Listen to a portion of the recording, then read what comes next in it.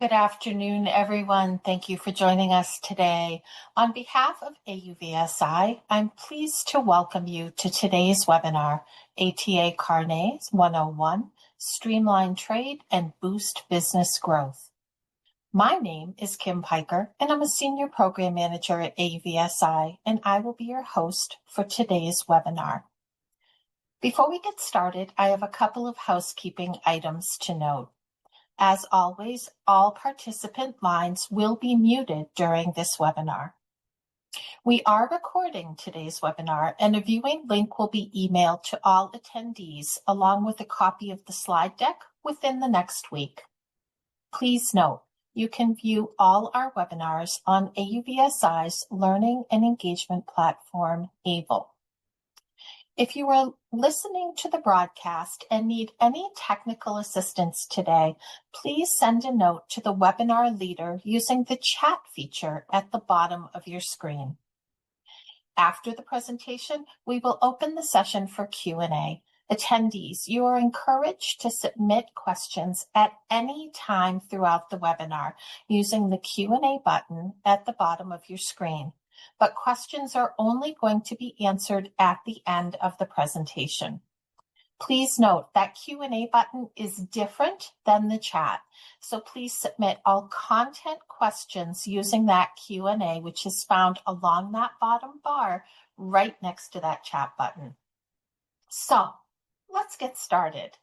I'd like to welcome and thank Boomerang Carnets for their support of today's webinar. We are excited to welcome our extremely knowledgeable speaker, Kiel Ursin. Kiel is a Carnet Specialist with extensive experience and expert knowledge in Carnet usage and Carnet countries, as well as foreign and domestic customs services. Kiel guides clients in all industries, from Fortune 500 companies to symphony orchestras, from manufacturers to film production crews, individuals to small, medium, and large enterprises.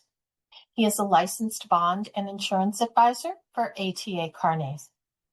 Kiel has expertise in training and coaching companies on how ATA Carnets can help grow their businesses internationally by saving substantial expense on their temporary exports.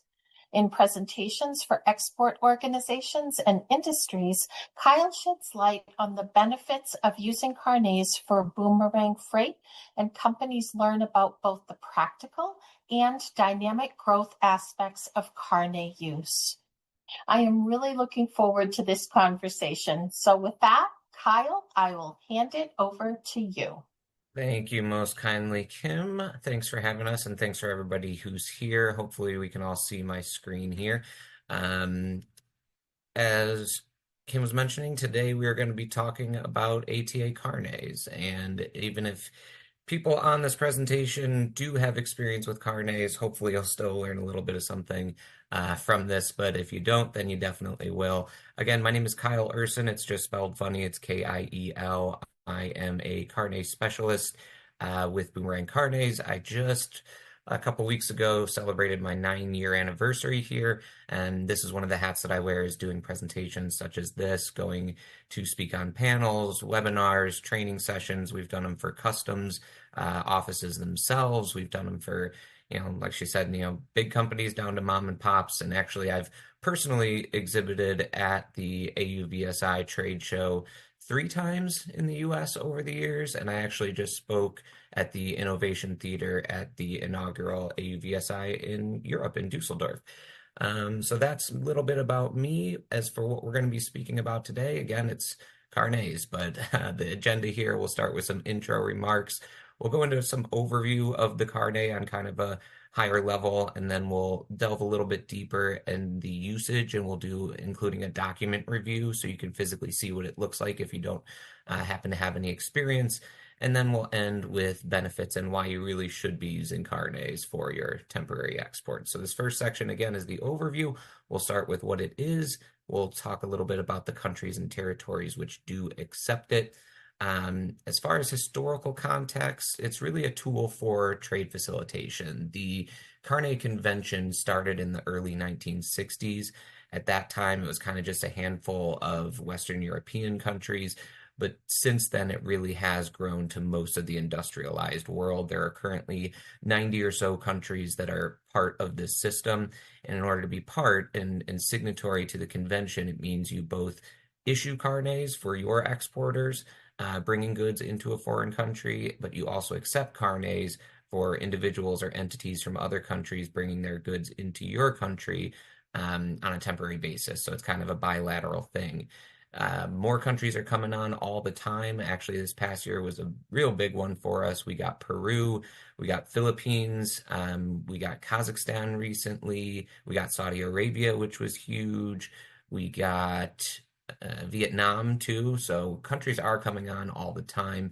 And each year, more than 200,000 ATA carnets are issued worldwide, covering an aggregate amount of more than $30 billion worth of goods listed on these carnets. So as you can see, the scope is actually very large. It's a very big system. In most every Carnet country has a national guaranteeing association. So the guarantor who kind of overseas carnets. A lot of countries, you go right to the guaranteeing association to physically obtain and apply, and they're also the service provider who would issue the carnets to the holders. In our world, it's kind of a deceptive term. Holder is not who's physically holding the document. That would be what we call an authorized representative, anybody allowed to travel with it, or freight forwarders who are allowed to ship with it. But the holder is the liable party. It's whom owns and or assumes the duty and tax liability for the goods. Most often it is a company, but sometimes film industry in particular, if you're a freelancer and you want to have your own carnet in your name to go hop around and be able to work with XYZ different production companies. So sometimes an individual, most often a company, but point being, holders in a lot of countries go right to the guaranteeing association. The US, and mostly it's their Chamber of Commerce. The US is the United States Council for International Business. For the last 35 plus years, they have appointed only us and one other company in the entire country to be the physical service providers and actually issue the carnets for the holders. So they're the guarantor. We are the service provider who you would call or, apply for your carnet and obtain your carnet with. So what is it? I always read this off verbatim if you've seen any of my presentations before, because I do believe it bears worth repeating. It is an international unified customs document, and it provides for temporary import duty and tax deferment for three main categories of goods into a worldwide system of countries. So the carnet and the security, the financial guarantee behind it, most often is a surety bond, is what allows you to enter into the foreign country without being assessed the import duties and taxes, because they know if you're handing them a carnet, there's a financial guarantee already set aside in order for that carnet to be issued at the full amount that duty and tax could ever range up to, depending on where you're going and what you're bringing, that says, look, this is a temporary import. We're coming in for this reason. It's going to be coming back out. And because I have a carnet, that there's a guarantee in place. So they deferred the assessment and would only assess the duties and taxes if the goods were, for some reason, not re-exported.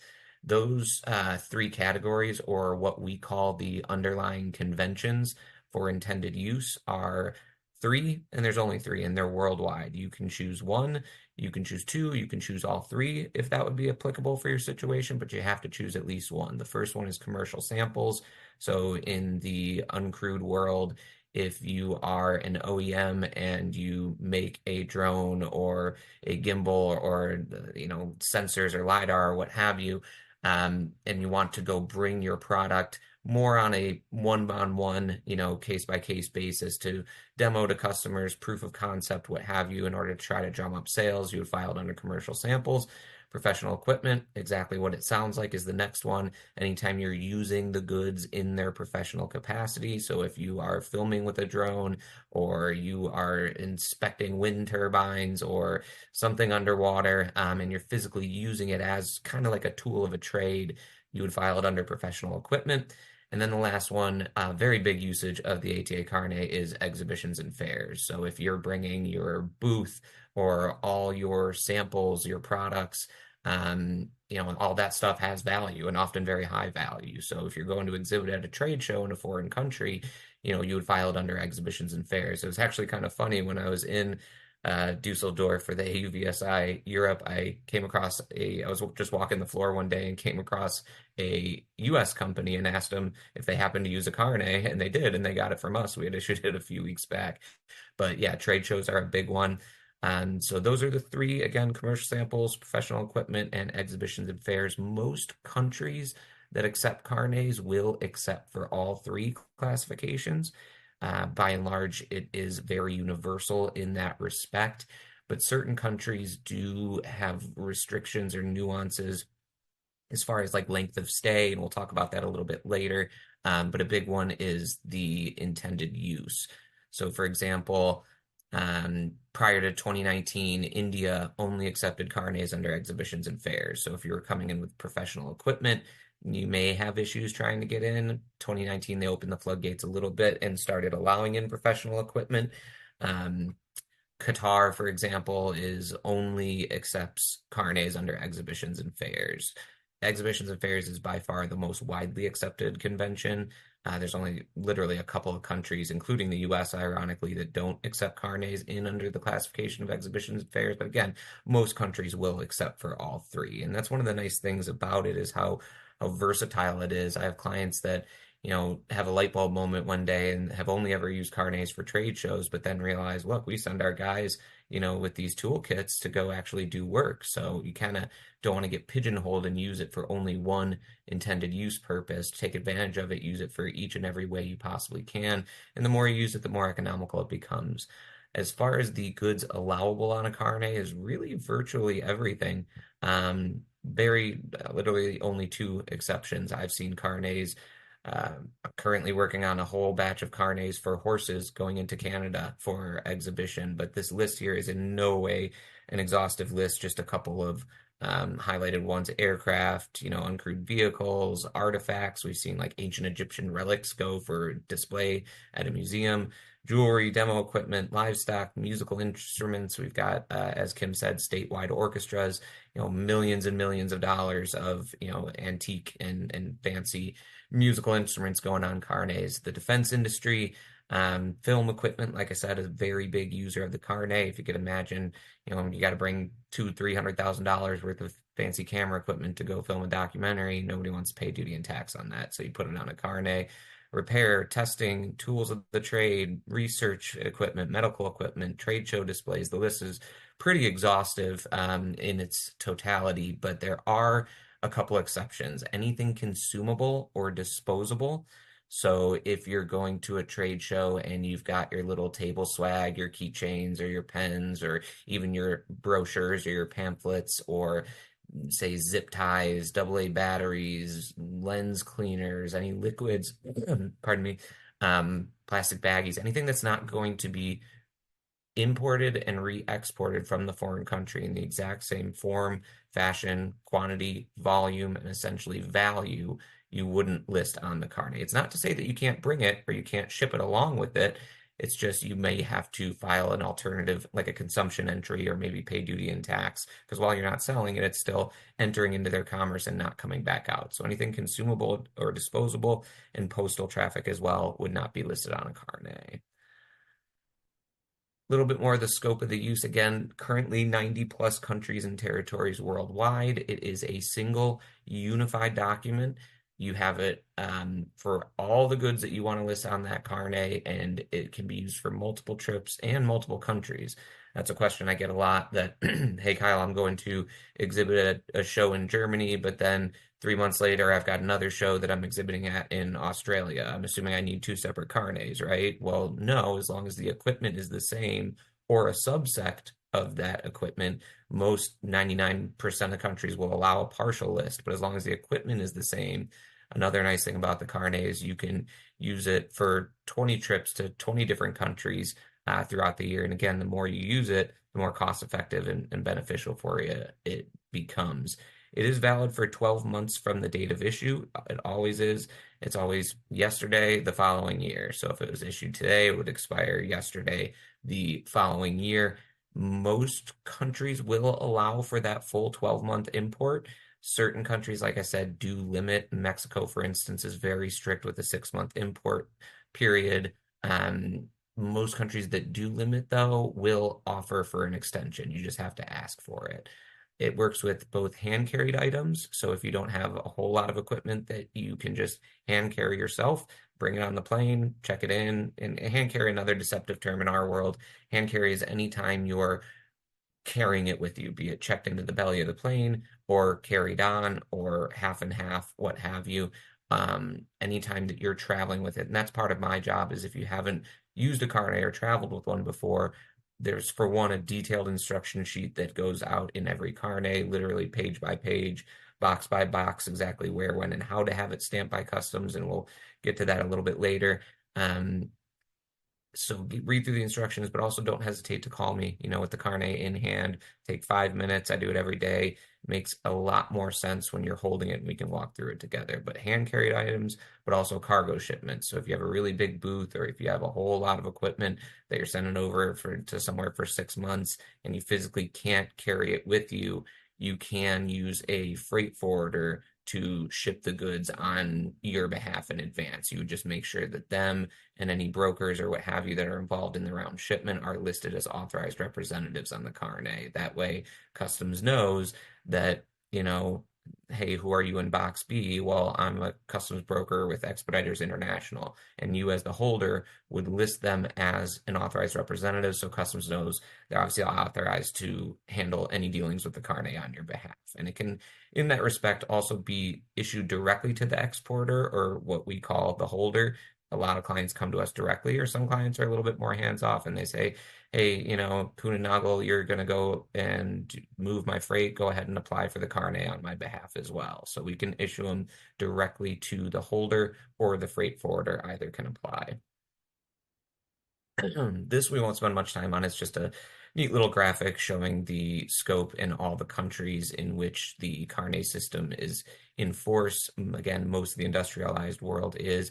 Biggest gaps you'll see are most South and Central American countries are not onto the system yet, and then a lot of African countries are not onto the system, but most countries are a part of the International Convention. So next section here, we'll do a little bit deeper use of the Carnet, some conditions to be observed, how the Carnets work. We'll do a page-by-page document review. We won't spend much time on that, just in the interest of time.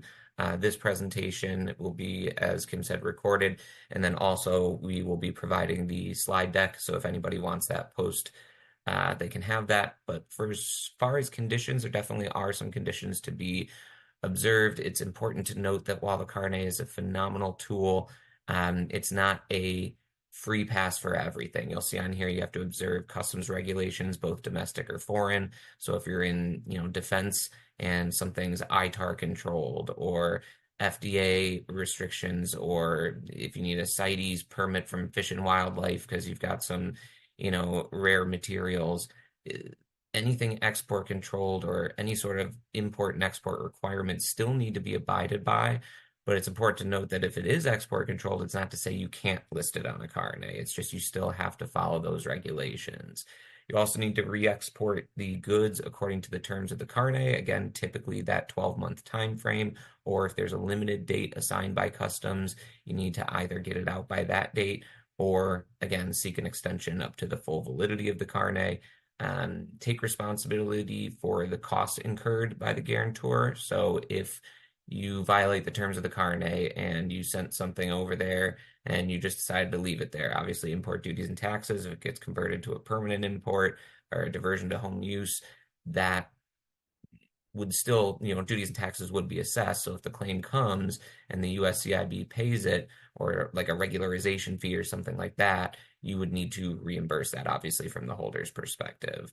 Again, timely reimbursement, we talked about that, and then return the Carnet itself to us. The hard copy of the document always needs to come back. It is currently still a paper document and has been since its inception. They are working. There is a light at the end of the tunnel. They are working on the e-Carnet. Someday it is going to be just an app on your phone. They started pilot testing it 6 countries right before COVID hit. They kind of took a back seat for a while, obviously. They're currently testing it with hand carry shipments. It's going to be a little bit more difficult with cargo, but there's a few ports around the world that are testing it right now. Their goal, what we hear rumors of, is that by the end of 2027, they would like it to be fully digital. I think that's somewhat of a lofty goal. Imagine trying to get 90 countries that have always accepted what was a paper document, since the 60s, getting them on board with the training and technology to go digital. It's going to take some time, but it will happen. It is coming. But in its current state, again, once you're done using it, even if it's after the first trip and you knew it was a one-off, or once it expires, you just make a full scanned copy of the Carnet, one for your records. Almost more importantly, though, just in case it were to get lost in the mail on the way back to us, we would want at least a digital paper trail of what happened with all the customs validations, and then send the original hard copy back to our office. Every single Carnet that comes back, sometimes hundreds in a day, goes through a review process with our claims and redemption departments. They go through page by page, match up the dates, match up the stamps, and if it's clean, it was used correctly. And again, we'll go into the usage in a bit, but if it was used correctly, we close it out and then we cancel that bond liability at that point. So hard copy comes back. And biggest probably condition that we always try to really, really stress and hammer home is timely re-export. The expiration date of the Carnet is the date that the items ultimately need to be returned to the US. If the items leave the foreign country after the expiration date of the Carnet, or that limited date, again, you'll see a little arrow here. This is what we call a white importation counterfoil. The second box says final date for re-exportation of the goods. Always be cognizant whether you're hand carrying or with you're using a freight forwarder, have them send you a scanned copy. Always make sure that even you don't just assume that you get the 12 months. Most often you do, but make sure that they don't limit to anything less than that. So if goods come out of the foreign country after that date or after the expiration date, foreign customs obviously could and would either charge the full import duty and tax and or a regularization fee. So you always want to make sure to get your goods back in time. It's probably, like I said, the biggest condition is to keep track of your carnets, their expiration dates, where your goods are. But sometimes you can't. I don't know, a global pandemic happens and nobody can move their freight and everything's stuck. Or you're doing a research project and it gets extended for one reason or other. What happens? Most countries, most all countries, in fact, will accept what's called a replacement carnet. Another somewhat deceptive term in our world. It's not like, oh, I lost the paperwork, I need a replacement. That in the US, we call it duplicate carnet. A replacement carnet, though, is a very unique carnet wherein it's a new carnet that's issued. It is a new bond that's issued, but it is directly tied to that original carnet, and it's used to extend the stay in the foreign country past that initial expiration date for up to another 12 months. If there's a limited date, you just ask for an extension on the carnet up to that 12 months. But past the 12 months, you get a replacement carnet. Unlike an original first-time carnet that we can issue, we practice 24 to 48-hour turnaround time. We can issue them same day if we need to. But the replacement carnet, you want to apply at least 3 to 4 weeks prior to the expiration of the original, because the process is you apply, we get the application. Sometimes we have to go to a petition process, like the UK, for instance. We got to get approval from their customs in order to issue it. But then we issue the replacement. We take it down to customs, US customs, for you to have it activated. They're not stamping off on the export. The goods are already overseas, but they do still need to stamp and sign on the front green cover page to activate it and turn it into a live carnet. Then we send the replacement over to the foreign country to marry up with the original. And then all before that original expiration date, all this needs to take place. And then someone, your feet on the ground, be it your colleague, your partner, your freight forwarder, needs to bring both the original and the replacement carnet to whatever the local customs office is. And then they essentially stamp out the first one, and stamp in the new one, making notes of each, not saying goods are being re-exported, but being replaced by this carnet, and then they reference the original carnet and the replacement. Goods aren't being imported, but this is replacing for extension for the original, and at that point, the liability is kind of transferred to the replacement. And at that point, you can return the original carnet back to our office. We'll get it closed out. We'll get that bond canceled right away, because only the replacement needs to ultimately be re-exported, stamped for re-export, leaving the foreign country, and then coming back into the US. You don't need to present both. It's the first one's said and done once that foreign customs validation happens. Typically, the replacement doesn't need to be presented at the port of entry. Very few and far between, and even the countries that do say they might request that. I don't remember the last time I had a country say, hey, wherever you imported, that port of entry is where you need to bring the replacement to. And in the EU, you could be in a totally different country. It's just whatever your local customs office is. So you don't need to travel all the way back to the other side of the country to go to the port of entry. And the original applicant should apply for the replacement. And that's really just to protect the holder. So if we get some random freight forwarder say, hey, look, now we're handling these people's shipment, we need to do a replacement. Well, really, the original holder should be the one to apply so they know where their goods are. They're the ones in control of it.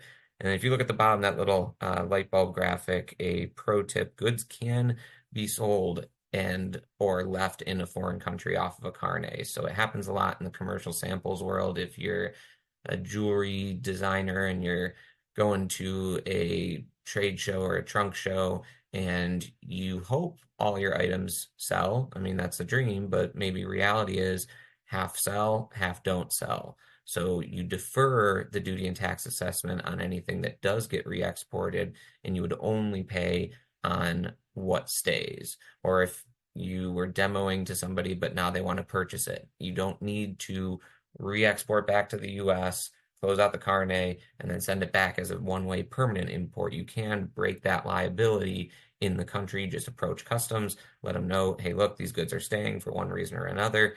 They will make some notes on, obviously we would send you the detailed instructions on this, but they make some notes on the carnet, make some notes on the receipt. So that way, when you return the carnet and the copies of the receipts to us, we can see, okay, well, goods weren't re-exported, but we can still close the carnet and cancel the bond because that liability was satisfied when it was diverted to home use and the duties and taxes were paid in the foreign country. So it's a neat trick with the carnet. You talked about replacements. That's for extension. A duplicate carnet is if you lost the paperwork. Again, it's a hard copy. Things happen. The dog ate it. We had someone have their kid throw it in their family fire in their living room. We've had them fall off the side of boats, everything. But if you need a duplicate carnet, we offer what we call a lost, stolen, destroyed warranty. It's $30 when you purchase your carnet. I would say 99% of people go for it. But what that does is it protects against paying for all the processing fees again. If you see it says $600 is covered, but 99.9% of the time, that's enough to cover the entire cost of a new carnet. Because even if your carnet was a couple $1,000s, because you had a real high value on there, you don't need to get a new bond. You're just doing the processing fees to get a new set of paperwork. So we offer that. Essentially, you get a free duplicate if you didn't, if the carnet gets lost. So that's the lost, stolen, destroyed warranty. We can actually, again, take them down to customs for you, have them activated just like an original or a replacement needs to be. We can do that, send it directly overseas to the foreign country if it gets lost abroad. And then a little bit more conditions as far as closing the carnet. And we kind of talked about all this, but just to reiterate again, definitely re-export from the foreign country by the expiration date or that limited date assigned by customs.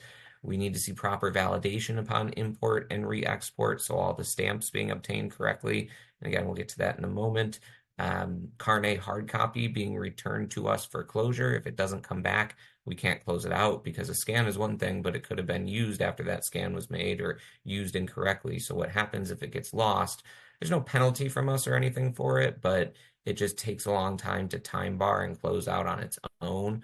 So Carnet is valid for 12 months. Once that date hits, 13 months from that date is almost like a statute of limitations. It's how long foreign customs has to file a claim if they're going to.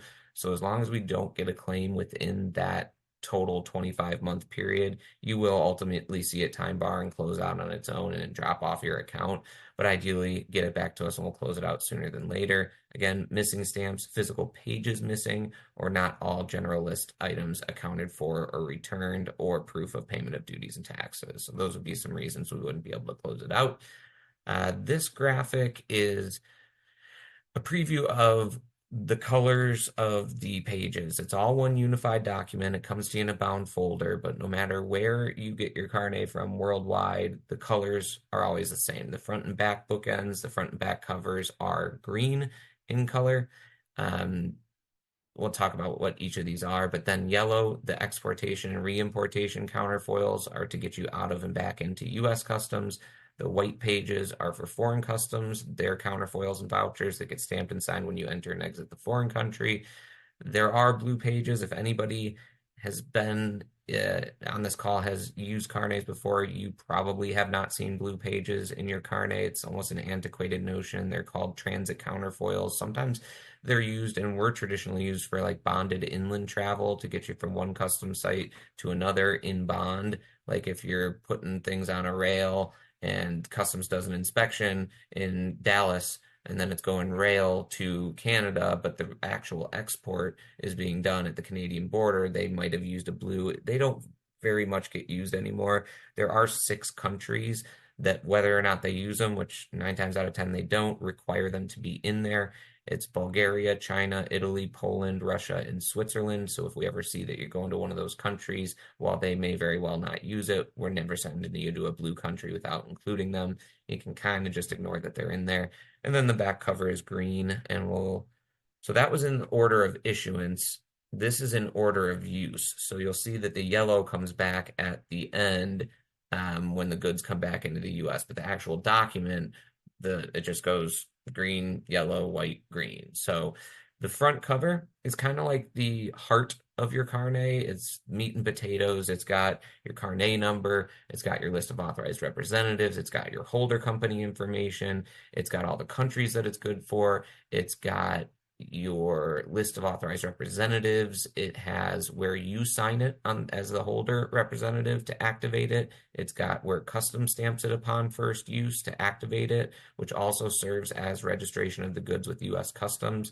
Another nice thing is if you ever had to do, like a U.S. goods returned entry or U.S. Customs Form 4455, well, with the Carnet, you save on that paperwork because that stamp, that front activation stamp on the front cover acts as that registration of the goods with U.S. Customs. So the first time that you present it, U.S. Customs is going to stamp and sign in 2 places, one in box H, and we'll see that in a second on the front green cover to activate it, and then also on the yellow exportation counterfoil, whatever numbered set that you're on, to get you out of the country for that trip or for that shipment. If you were to use a Carnet again on a future trip, that front green cover page would never be touched again. It's only once to activate it.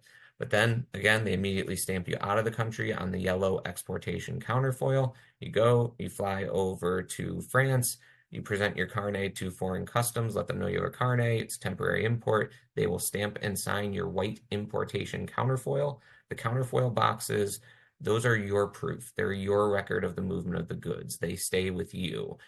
But in the foreign countries, you'll see that there's also voucher pages that go along with the white. There's white vouchers that go along with the white counterfoils. On a U.S. issued Carnet in particular, there are no vouchers on the yellows. Certain other countries, most other countries, in fact, have voucher sheets that get removed and kept by customs in the origin country as well. Like, for example, we're the only Carnet company that we know of worldwide that issues in 2 different countries. We actually call it the boomerang benefit. We issue both for US exporters, but we also issue in the UK for UK exporters. So our UK Carnets, they do have vouchers that get pulled by UK customs when you leave and re-enter the UK. But on a US Carnet, US Customs did away with those a long time ago. It actually creates some confusion if people are used to foreign Carnets. But in the foreign country on a US Carnet, they do have vouchers. So entering into France, they'll stamp your counterfoil. That's your record. They're immediately going to flip the page, stamp, sign, and remove, and retain, and keep that corresponding voucher, and that's their record. That's their, proof of the importation. That's their receipt, so to speak. You go, you do your job or your trade show or what have you. Going to leave France, you would present the carnet to customs. They will stamp that same set, that numbered set of the white re-exportation counterfoil, closing that out. And then you've got record of the import, you've got record of the re-export. They'll stamp, sign, and remove that voucher, so they have record of the import and the re-export. And then the blues are the blues, and if they get used in the foreign countries, they do. If they don't, they don't. But then coming back into the U.S., again, you present your carnet to U.S. Customs, and they will do whatever numbered set you were on for the yellow re-importation counterfoil. And that's done. 4 stamps in a round trip, not including the front green cover activation. And then the back cover is just notes on the carnet, list of the foreign guaranteeing associations, what countries accept as far as intended use, etc. This is the document itself. We're going to breeze through this. Again, a slide deck will be provided. If you guys have any questions, or always just feel free to call, but just in the interest of time, this is what it looks like. This is that front green cover page. Like I said, bear with me one second. This is that front green cover page. That's that shaded box H. That's the activation stamp. In the bottom right, that's where you sign it. Again, carnet number, holder info, authorized representative, what intended use you filed it under. It's got your expiration date on there. And then this is the back. This one is blank, but this is where your master general list is. Another somewhat deceptive term in our world. It's called a general list, but it's a detailed itemized list, each piece on its own line, unless it's minor value stuff where you can, lump up the quantities together and group them. But ideally, each piece on its own line. We don't need things and don't include things like the HTS codes, the customs commodity codes. It's more physical identifiers like make, model, and serial number or part number in the description. Serial numbers are big with customs and carnets because they don't know one drone from another. They don't know if you're trying to tell them it's worth $1,000 when it's really worth $30,000 and then sell it and beat the system. So they looked at things like physical identifiers, especially serial numbers, to say, okay, clearly what's in front of me is what's listed on the carnet. Thusly, I know the bond was posted correctly. Other columns are quantity, then weight. Weight is the only category that you do not need to list. It's better to list it if you know it, but if you don't know, you can leave the weight blank. Don't put 0 because nothing weighs 0, but you can leave it blank if you need to. The value, which is the insured or replacement value of the item. And last is the country of origin, which is technically the manufacturing country, but that's another lenient one with customs. If you don't know, you can default to the US. This is the yellow counterfoils, again, stamped and signed by U.S. Customs when you leave and re-enter the U.S. Here's the white counterfoils, stamped and signed by Customs when you enter and exit the foreign countries. They're paired off. It says, if you look, it says import one, re-export one, and it would say 2, 2, 3, 3, 4, 4, as many as you need, of which you can always order more if you start to run out. On a U.S. issued carnet, it comes with, even if you're only making one trip, comes with 2 yellow sets and 2 white sets, so equivalent to 2 round trips to one country and back. You can always order more later on the front end, or you can order more as you go throughout the year. It's kind of a nominal cost, but there is a cost. They're equivalent to $25 per certificate set, regardless of color. So you don't really want to go crazy and say, I might make, 20 trips. And then, like I said, the world shuts down and you only got to use it once. That's just money that can't be rolled over to your next carnet. So you keep it reasonable at first, and then you can add more as you go. Anything that you don't order is going to still have that box on there, but it will say void, so customs knows it's not a valid one. This is that voucher page, the import voucher that gets pulled by customs when you enter the country. Here's the re-export voucher that gets pulled when you exit the country. Here's the blues. Again, the blues are the blues. If they get used in those 6 countries, so be it. This is a copy of the instruction sheet that goes out with every carnet that leaves our office. It's literally page by page, box by box. One side says cargo shipment, one side says hand carry. Cargo freight forwarders just have slightly different, steps that they have to follow on behalf of a holder. So we include one of these with every carnet. But again, part of my job, if you haven't done it before, call me, we'll walk through it. And here's the last section here. I hope I'm not going too speedy, but I want to leave time for Q&A.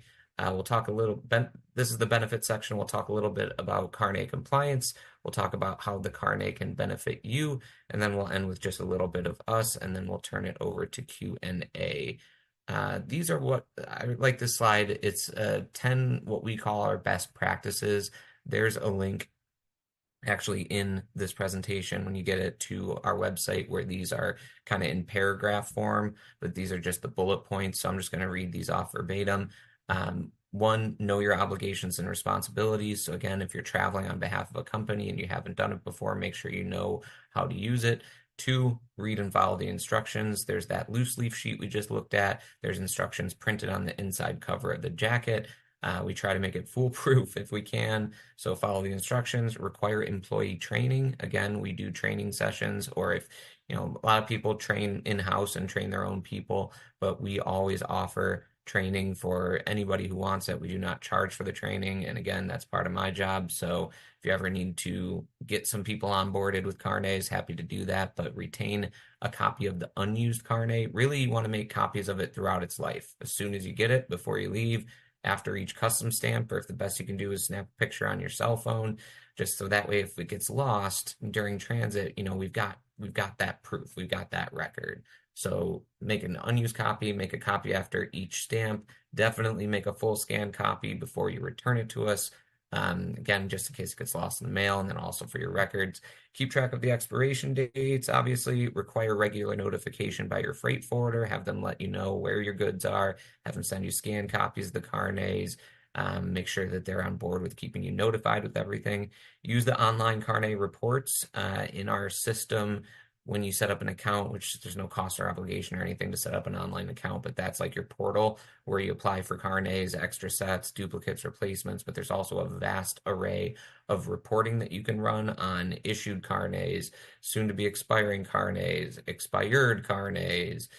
You can run reports on unsubmitted applications, blah, blah, blah. So use those, and then use the USCIB and Boomerang Carnets expiration notifications. We're going to be emailing you, hey, 6 months left. Are you done using the Carnet? Or 3 months left, 2 months left. Not to scare you or anything. It's just sometimes people forget that they had a one and done trip and they didn't return the Carnet to us. So use those, or also, again, to make sure you re-export in time. Sometimes Intel, for instance, they take out 5-10 Carnets a day. They've got literally hundreds, if not thousands, open at any given time. So use those expiration notifications and online reports to maintain your compliance and make sure you're getting your Carnets back and closed out. Make a copy of the used Carnet. I already talked about that, and we always recommend that warranty just in case you lose it, you don't have to pay for a new one. This is just, again, the same thing. It's talking about the online reports. If you ever log into your account, you'll be able to access that. A few resources. There's that blue hyperlink for those best practices in long form.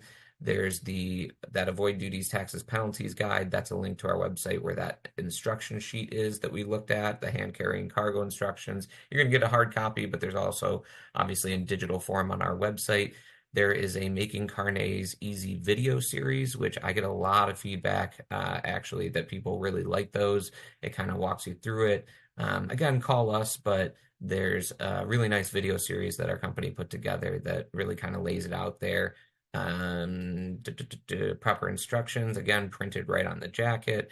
And then on the final green page, use that list. It shows all the Carnet countries, their guaranteeing associations, and if they accept for professional equipment, commercial samples, or exhibitions and fairs, or all three. So just some more resources for compliance. And why would you do the Carnet? Biggest one is it is a very large money saver. You control your cash output. You don't have to do high import duties and taxes.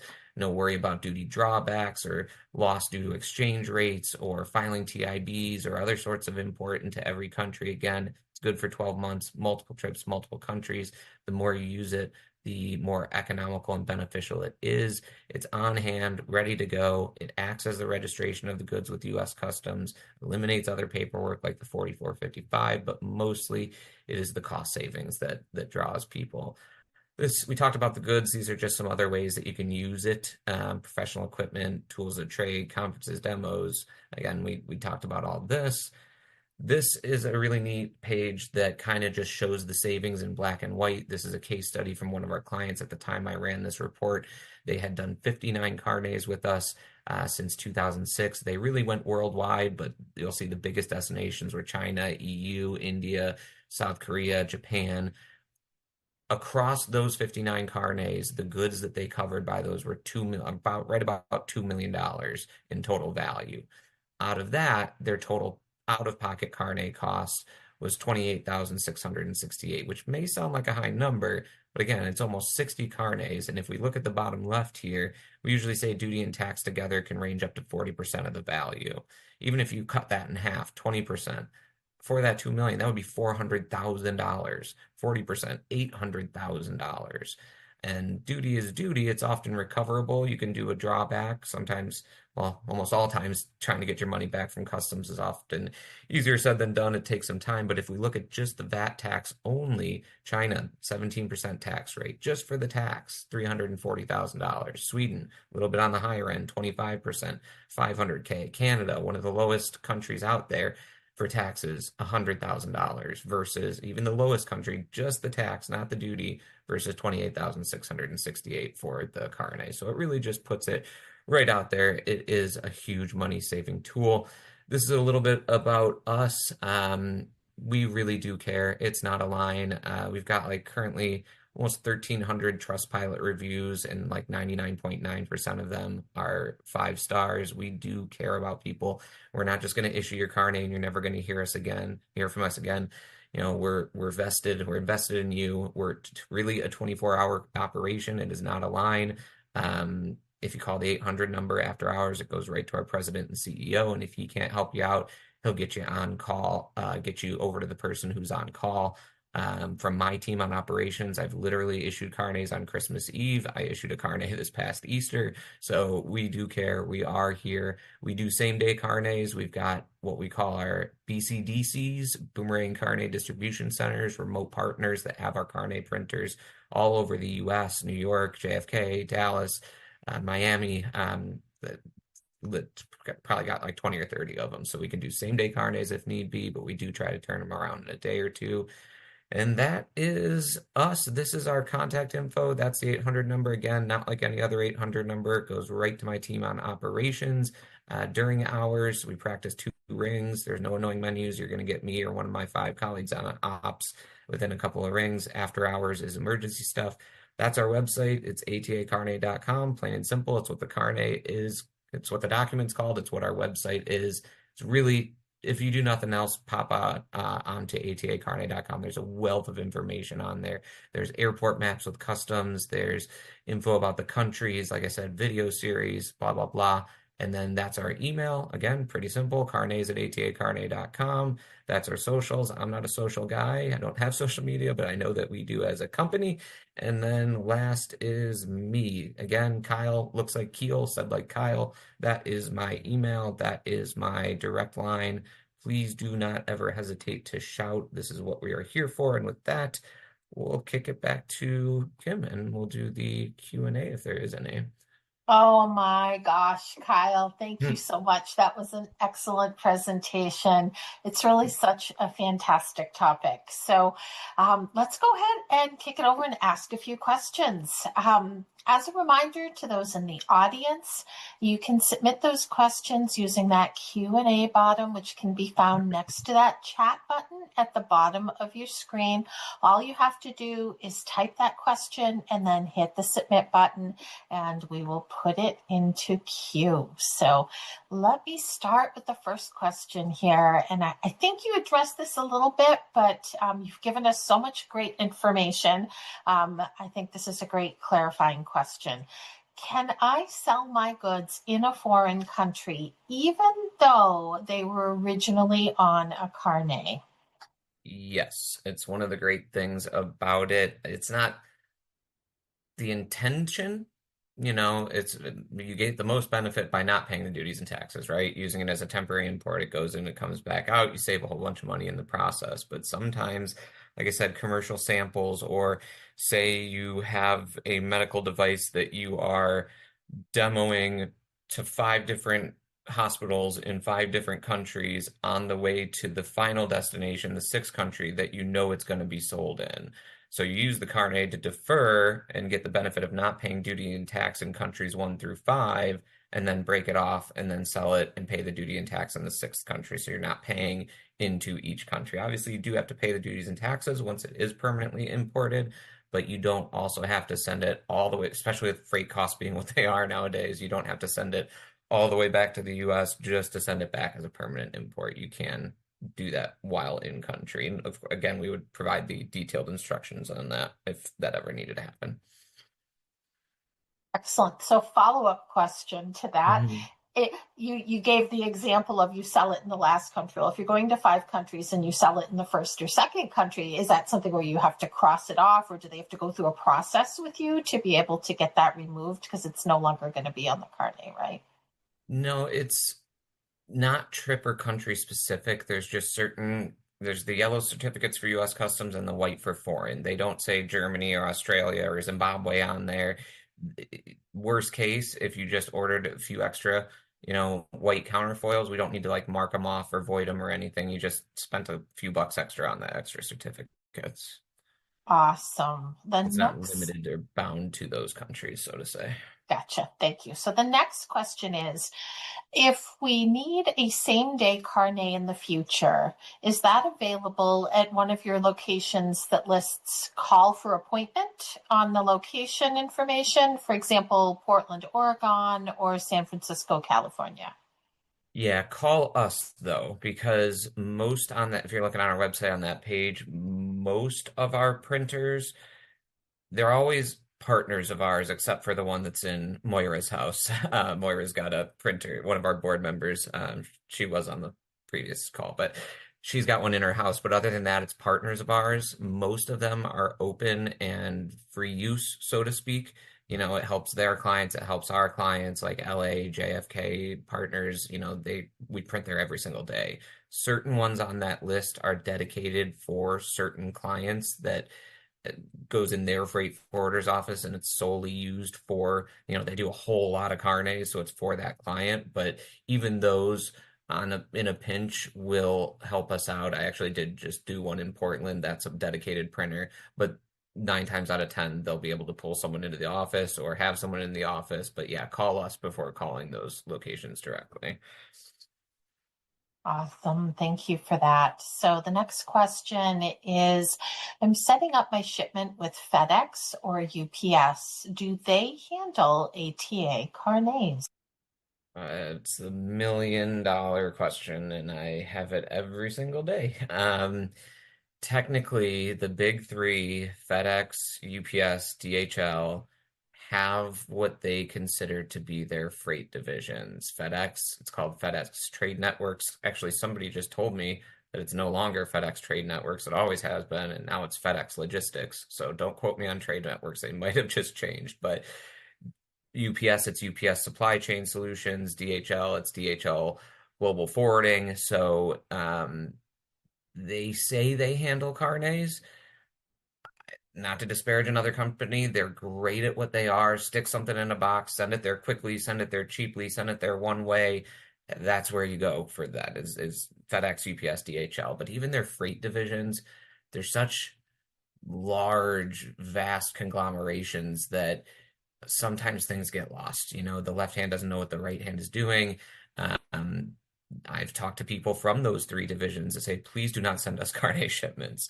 They're great at what they are, but usually they're going to forget to get it stamped. They're going to miss a stamp here. They lose carnets. A new one that they've been doing is the broker in the foreign country just doesn't know what to do, so they just clear it and send you a bill for duties and taxes. I have people all the time say, Kyle, I get it. It's just a little bit cheaper for me to use DHL, and then 9 times out of 10, they call me a week later, say, well, you were right. Thank you. But now my goods are stuck. What do I do? And it's like, well, but yeah, traditionally you want to go with like a true freight forwarder who's going to white glove it through, who knows the Carnet rules, who knows it's a great tool, but it requires a little bit of finesse and a manual validation process, which an auto courier just doesn't really have that capacity. Interesting. I appreciate those additional insights. So another question When I use a Carnet, do I still need export licenses like ITAR? You do. It's important, like I said before, it's not a free pass for everything. You do still need to observe all domestic and foreign customs regulations, including export licenses. The only thing you don't need to do is the AES filing. If it's on a carnet, you're exempt from that, provided that it's not listed on an export license. If it is, you still got to do the AES, but that's really the only thing that you get around. But also, people say, well, if it's ITAR, then I can't send it in a carnet. It's like, no, you still can. It's important to note that you can still use it for those controlled exports, but you still have to follow those regulations. It's strictly the duty and tax part of it that it is used for. Sure, that's an important distinction. Excellent. So another question. My goods on Carnet came back, but I still got a claim from a foreign customs. What do I do? That's most, well, for one, call us right away. We've got an entire department that's dedicated to fighting tooth and nail to get claims resolved. We'll do everything we can to provide evidence. Usually that is missing a stamp. It got stamped into the foreign country, but for one reason or another, say they were running late for their flight or couldn't find customs or the freight forwarder just failed to get it stamped. Well, once this carnet expires, again, they have that 13-month, foreign customs has that 13-month time window to file a claim if they're going to. So if they have an in stamp and an in voucher, but they don't have an out stamp and an out voucher, to them, okay, well, the goods came into my commerce, they didn't leave, so here's your bill, pay me duties and taxes. But if we have, say you're again running late for your flight, don't panic, don't miss your flight because of it. If you can't get it stamped out, it's not ideal. It's a bridge we don't want to cross if we don't have to, but just make 100% sure you get it stamped coming back into the US. That's proof that no matter what happened in the foreign country, things happen. Maybe it was your office that was closed, but we've got John Smith, US Customs agent, saying, look, after the date it entered into your country and before the carnet expired, I'm proving that it did come back to the US. So it's the quickest, easiest, strongest way that we fight that claim. Usually, as long as you return the carnet, we've got it scanned in. You're not even involved in the process. We just send them a scan of the carnet and say, look, things happened, but it did come back to the US. Second line of defense, if you missed that like you didn't get it stamped out of the foreign country and you didn't get it stamped back into the US, then we get you to do like a certificate of disposition, a COD, where it proves that the goods are stateside. But yeah, just call us. It's our claims department is very, very clever and very, very creative, and we fought claims in a lot of ways. So we're here for you again. Awesome. That's great information. So we have a couple of minutes left. The hour has flown by. So I have one final question, and then if there's any final comments you'd like to make, go ahead and do that. And then I will wrap things up. I have a little bit of housekeeping, and then we're at the top of the hour. So the final question is, does a carnet work if I'm driving across a border with my equipment and goods? It does.